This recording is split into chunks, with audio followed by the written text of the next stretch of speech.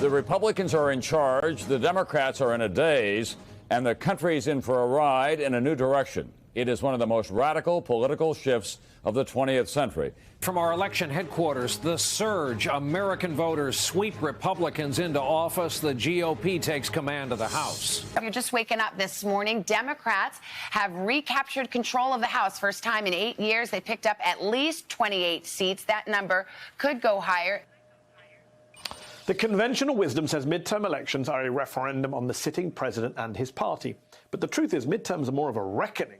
In the past century, only 2 first-term presidents have gained House seats in the midterms. Franklin Roosevelt's Democrats picked up 9 House seats in 1934 as he battled the Great Depression and launched the New Deal. And Republicans under George W. Bush picked up 8 seats in 2002, the first federal elections after 9/11 and the launch of the war in Afghanistan. Both were special historical cases. And to tell the truth, both were very small gains. In fact, since Gerald Ford was in office, the sitting president's party has lost an average of more than 30 congressional seats in their first midterm contest. This November, Republicans need to flip less than a quarter of that amount, just 7 seats, to take back the House and 1 seat to take back the Senate. Democrats hope that widespread anger over the end of Roe v. Wade and Donald Trump's insurrection will improve their chances of holding on to Congress, and they have gotten a recent poll bump. But nothing about the past few years has gone according to plan in Washington. So what lessons should Biden be drawing from his predecessors' ordeals at this point? And what will happen in this November's election when the heavy weight of historical precedent meets these unprecedented times? Who better to ask than Michael Beschloss, NBC News and MSNBC presidential historian and author of the New York Times bestseller, Presidents of War. Michael, thanks so much for coming back on the show. Which presidents, in your view, have handled Congress in a way that Joe Biden could learn from? He is facing a likely GOP majority in the House, at least, come 2023.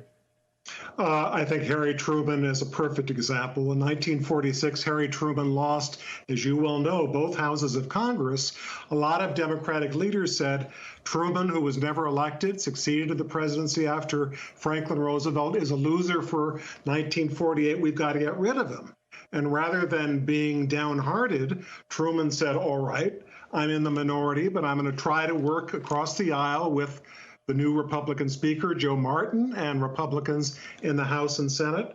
And so he did. Then came the Marshall Plan, NATO, the response to Stalin marching through Europe. All of that would have been impossible if Truman had just said, I'm finished, or I'm going to do nothing but fight the other side.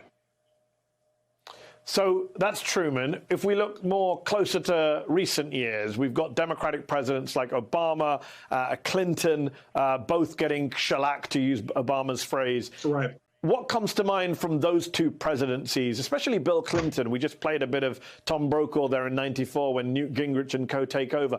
We're seeing even more radical Republicans about to take over in the House, possibly. What could you learn from there? That's for sure. And I'm so glad, Mehdi, that you used that historical video from 1994, because it does tell us a lot.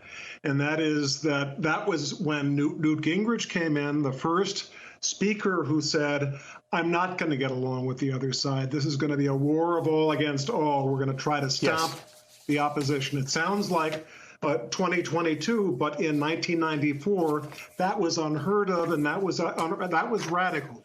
And if we don't like the way the House operates nowadays, this stasis and this inability to get very much done, it really dates back to 1994. What Clinton said was, even though I've lost both houses of Congress, I'm going to be like Truman. I'm going to put one foot in front of the other. I'm going to try to get things done. And he was able to work with the other side, for better or worse, on things like welfare reform and a balanced budget. And despite the fact that many Democrats in 1994 wrote Bill Clinton off as politically dead, he was able to get reelected. I would say almost exactly the same thing about Barack Obama after he lost both houses of Congress in 2010. So let's talk about Barack Obama. When he did lose in 2010, the Tea Party election, he famously went on TV, and this is what he said, this is what Joe Biden said. Let's have a listen. We Made mistakes. We could have done things differently. We could have prioritized things in a different way. And what we have to do now is learn from those lessons and move forward. I'm not recommending for every future president that they take a shellacking like I did last night. So let me ask you this. Joe Biden was there in 2010. He has the advantage of being a former vice president. He was in the White House. There's talk that he wanted a stronger push after 2010. I mean, is he looking back at 2010 thinking, what did Barack Obama do right and wrong in the wake of that election that I can learn from? Everything we know suggests that Joe Biden, as vice president, just as you're saying, Nettie, after 2010 said that what Barack Obama should be is another Truman. Fighting, going to Congress, asking for all sorts of things and trying to get them. And if the Republicans turned him down, so be it. It would be an issue when Obama and Biden ran for re-election. Quietly, Biden was telling people that he loved and admired Barack Obama, but didn't think he was enough of a fighter. So that criticism gives us a little bit of an idea of what we can expect from Biden this coming year. So, unlike Donald Trump, Clinton and Obama, who we've just talked about, took their midterm shellackings and then won re-election 2 years later. It didn't stop them from getting a second term, both pretty handily. Joe Biden is going to be much older than either of those candidates when he's up for re-election in his 80s. A new CNN poll this week, Michael, says 75% of Democratic voters or Democratic-inclined voters want him to step aside for someone else in 2024. That's massive. The last time a president declined to run for re-election, correct me if I'm wrong, was LBJ. Will these midterms, do you think, will the results of them and what happens in the wake of them affect Joe Biden's own internal decision as to whether he runs again? He's going to be an even bigger target for Republicans if they win the House, because they'll have the House and they'll be doing hearings on Hunter Biden and all the rest. I think that's exactly right. My estimation is, from what I know about Joe Biden, is that if his health is up, he's running.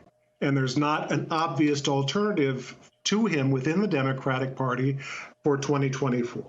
And if you use the parallel to Harry Truman in 1948, Mehdi, I know that 1948 was a long time ago, but when Truman wanted to run for election in his own right after having inherited the presidency after FDR's death, probably about 75% of Democratic leaders said, you've been a failure, you're unpopular, you lost both houses of Congress, let's turn to someone else. They even turned to Dwight Eisenhower, who some of them did not know was a Republican, who was not likely to even run as a Democrat. That's how desperate they were.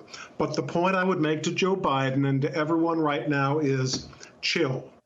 A president looks very different in a re-election year from the way he does at the time that he either wins or loses the midterms. Ronald Reagan, 1982, had a terrible showing in the midterm elections. Many people said that Reagan is a one-term president. 2 years later, Reagan won re-election by one of the biggest landslides in history. It doesn't predict too much. What's interesting now, Michael, is that you have this unpopularity of Biden in the same polls that also show a generic lead for the Democrats in the generic congressional ballot. Right. It feels like voters this time around have disconnected.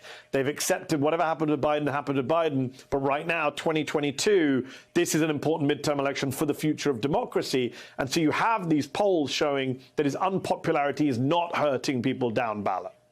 I think that's right. And also, if there was an obvious Democratic alternative to Biden who was hugely popular, that would be one thing. But the fact is there isn't. For instance, Bill Clinton has told me and many others that the candidate of the Republicans that he was worried about after losing the midterms in 1994 was Colin Powell.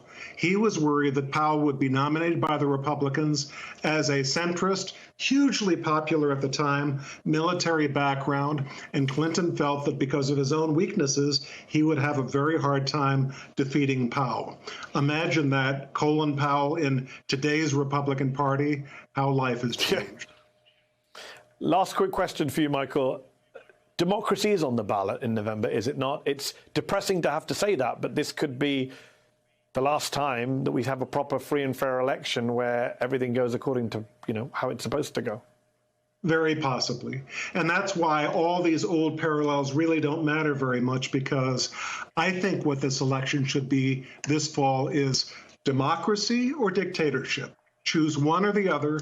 One of the parties wants to protect your democracy. Another of the parties is at best indifferent, or perhaps even wants to undermine it and bring you some kind of authoritarian form of government. In a choice like that, 2/3 of Americans should find the choice obvious.